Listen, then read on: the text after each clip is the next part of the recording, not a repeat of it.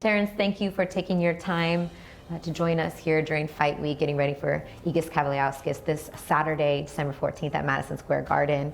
I know a lot of the emphasis this week has been on your fight at hand, but I'd like to take a look back at some of the most memorable fights in your career. And looking through your box rec, I couldn't help but think about March 1st, 2014, and you get a phone call that you're getting a shot at a world title, but you gotta go to Scotland and you gotta fight the reigning champ in Ricky Burns, who had been already on his third, fourth title defense at that time. So take me through your thoughts leading up to your first shot at a world title at 135 pounds. We knew Ricky Burns wasn't gonna come over here and fight me.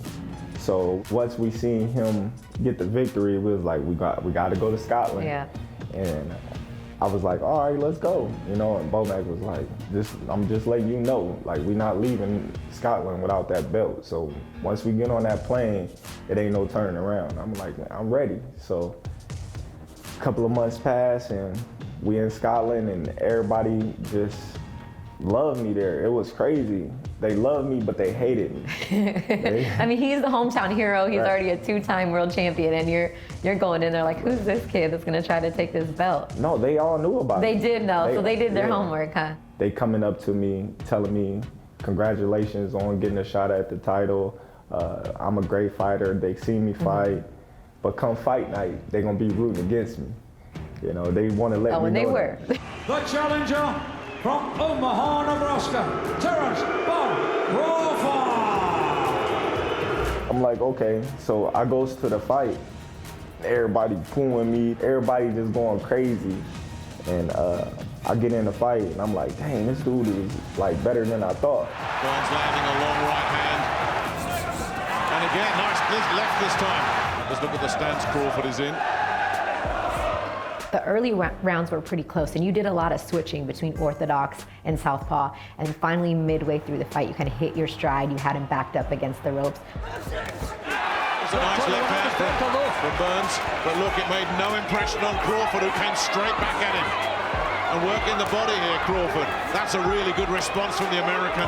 What did you kind of see there? Because he was a good fighter, working off the jab and put that pressure early. What was that key moment where you made the adjustment and you're like, I'm about to be a world champ? When did that click in your head? Well, it just clicked because Bo was just like, pick it up, and I was like, all right, like, I'm not leaving. Like, so I just try to make it a fight. Like, okay, forget being a boxing match, forget trying to do tit for tat. I'm about to just rough you up. I know I'm stronger than you, and we about to fight, or, you know, someone gonna have to give. And what was that moment like when you heard them say, and new WBO lightweight champion of the world, Terence Crawford? That was a feeling that I can't explain because, you know, that was all my hard work paying off, and my ultimate goal in life was always to be a world champion. And everything that I put in boxing, I was granted it that one night. You have a chance now to come home as the world champion. That very next fight was a tough title defense. June 28, 2014, against Kavaliauskas Gamboa. When I talk about my all-time favorite fight night atmospheres, that fight is right there on the top of my list. We talked about it before. What was the lead up in your hometown, in your city, going with the belt, knowing that you were going to get to defend it in Omaha for the first time against Gamboa? What was the feeling like leading into the fight? Oh, it was unreal. You know, that's all I've been asking for in my whole career, was to get a fight in Omaha. And Bob Arum, you know, he told me, like, you win this championship, we going to Omaha. Then I found out that I was going to have to defend my title against Gamboa, and I'm like, dang, it's crazy. I said, I used to watch this dude. We used to go home and watch this dude fight. And so the build-up was crazy. Like, everybody, like, tuning in, and everybody just coming up to me like, man, I don't know, bud. Like, this dude can fight. Like, man, you gonna have to work hard on this fight. I'm like, dude, I'm gonna knock him out. Like, this dude not gonna beat me. And going into the fight, like, people was cheering so hard for me. Like, my hair was sticking up. It was just a long time coming, I should say. Everybody just was like, we here now, and it's up against another undefeated fighter with the same exact record, same wins, same knockouts. It was just crazy. And once, you know, we started fighting, it just started getting louder and louder and louder and louder. And it seemed like that was just fueling me. When we go through that fight, I mean, he built himself a nice little cushion early, but you switched to southpaw, you made some adjustments, and from the 5th round on, it was a wrap, except for one moment before you stopped him in the 9th, where he caught you. He threw a hook and I moved, and then I just looked at him and I stepped to him with my hands completely down, and as I'm stepping to him, he was already throwing the punch. Bam, he caught me, and I was like, boom. I was like, damn. So I had to really gather myself, because I was like, man, I just did something stupid. Crawford looks a little off balance right now. I was hurt, you know, but I was focusing. I was like, I'm grabbing him. He threw another punch, I'm grabbing him.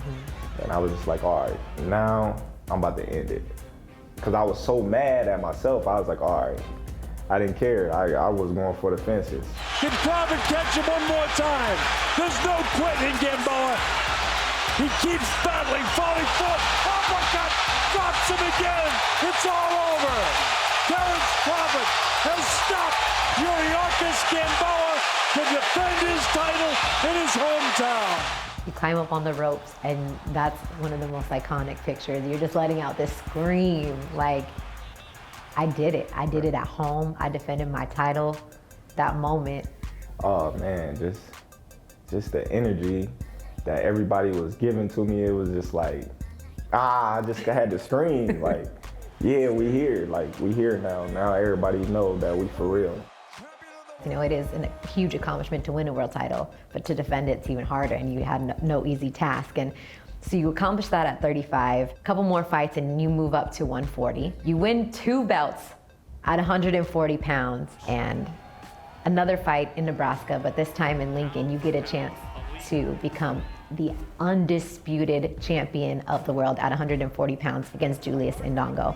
The lead up to that fight was you fighting a guy that's longer than you, that's taller than you, that can punch. And he's actually a southpaw as well. And he has 3 belts, Right. mind you. Yeah, they was like, well, this guy's big, he's strong, man, this guy's for real. Like, he's traveling countries, and not only is he beating the champions that he's fighting in their hometown, he's knocking them out, and he's like whitewashing them. And I was like, well, I'm not that person. You know, I'm gonna win no matter what. Like, this is my time, this is what I've been working my ass off for, and that's to become undisputed. And now I'm not about to let nothing or nobody come in my state and take it away from me. And once I got that body shot in, it was a wrap. Another knockdown score with a vicious body shot. Oh my, what a body shot. Bud Crawford is the undefeated, undisputed champion of the world. And I was just like, man, I got all the belts. Like, I'm gonna be remembered for the rest of my life. Like, the 3rd person ever to have all 4 sanctioned bodies. And that hook to the body, that one-hitter quitter, you could hear it from ringside. Did you know in that moment, once you threw that left, that's a wrap? Of course. Once I hit him and he fell the way he fell, I was like, he's not getting up. Only 3 fighters at the time. You became the 3rd to become undisputed champion of the world. That just doesn't happen, you know, nowadays. And that for you probably was a huge fight for your legacy. Yeah, and to win it in that tremendous fashion, I was like, man, I won it with a knockout, with a body shot. Like, Bernard Hopkins did it to De La Hoya, but I was like, man, I did it faster. You know, that's just how I looked at it and how I took it, and I was just like, so now what's left to accomplish? You was Fighter of the Year, you won undisputed, you're a 2-time world champion, you're a 2-time lineal champion. I was like, I gotta win an ESPY or something else. You're like, we gotta move up to Yeah, 147. And that first shot came against a guy named Jeff Horn back in June of 2018, who beat Manny Pacquiao, who you had rallied for years to try to get a fight against. That was a fight that everybody was doubting me, being that I was moving up in weight, and Jeff Horn was considered one of the biggest welterweights in the division. And a lot of people wasn't sure if I can withstand his power, his his aggression, and everybody was just like, man, we don't know if you big enough. We don't know if you strong enough. You in the welterweight division now. Jeff Horn is considered one of the biggest welterweights in the division. You see what he did to Pacquiao. He roughed Pacquiao up and made Pacquiao look like a little boy in there. And I'm like, dude, listen, that's not me. Like, stop comparing me to other fighters because this fighter haven't fought me yet. I was like, I'm gonna smash him. I was like, I'm gonna smash him, that's it. And if I was fighting Pacquiao, I'll say the same thing. And so going into the fight, Jeff was trying to push me around, and once he figured out he couldn't push me around, he was just trying to come in different angles. Horn is not even using his jab, guys, to get in. He's It's the first befuddled. problem. He's befuddled. He's being so thoroughly outboxed, and he's even being out-wrestled, which is supposed to be his forte. You know, he was trying to dart in and dart out, but I was timing him. I was keeping my jab on him, so I was controlling him a little bit. Here he comes. Backs him up with a left hand again. Horns in the corner. Uppercut lands. Crawford on the attack. That's it. It's over. It's over. Once I got the fight stopped, it was just like, okay, now what, everybody? Now what y'all got to say? So here, a lot of people say, oh, well, Jeff Horn wasn't this, Jeff Horn wasn't that. I'm like, oh, well, who is then? You know, you point me in the right direction. And now you have an opportunity on Saturday night fighting Egidijus Kavaliauskas, main event, Madison Square Garden. This fight came about, he's your mandatory. Why is it important for you to say, no, I'm gonna keep my belt, I wanna fight this mandatory and not maybe take another fight with somebody else and let that belt go? Why is it important for you? Well, I'm not giving up my belt just to avoid a mandatory. Keep proving himself to be a worthy opponent because he's my mandatory, obviously, and I know he's worked hard to this point to get to this point right now, and he got everything to gain and nothing really to lose in this fight. You've had a tremendous career to this point, 32 years old, 35-0, 26 knockouts. Cementing your legacy continues from this point on with each and every fight, and although everybody wants to look ahead, he's the next opponent.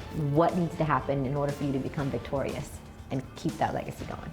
I just think just being myself, you know, don't get caught up into fighting his fight. I know he's a strong guy, can punch a little bit, and he likes to get rough in there, but at the same time, I'm strong, I can punch, I can get rough as well, but I just don't want to get willed into fighting a fight that's not suitable for me and my victory come Saturday. All right. Thank you, Terence, for your time. We appreciate it. Guys, make sure you tune in to Terence's fight this Saturday night, December 14th on ESPN. Thank you, Terence. Thank you.